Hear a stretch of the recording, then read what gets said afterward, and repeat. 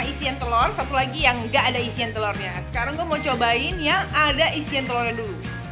Siomay ini lebih kenyal daripada siomay-siomay yang biasanya gue makan. Rasa ikannya berasa. Kalau saus kacangnya menurut gue biasa ya, cuma siomaynya spesial menurut gue. Oke lah, lebih kenyal dibandingkan siomay biasanya. Next gue mau cobain siomaynya doang nih, nggak pakai telur ya. Emang kenyalnya sih luar biasa sih. Kenyalnya yang pas diacungin jempol tuh kenyalnya.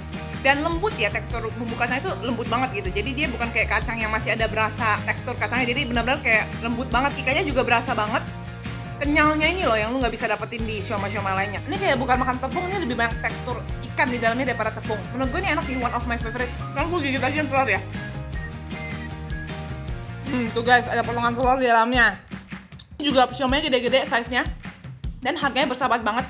Jadi lu pada harus cobain ya guys. Beneran deh, enak. Jangan lupa like dan subscribe. Sampai jumpa guys di kulon berikutnya ya.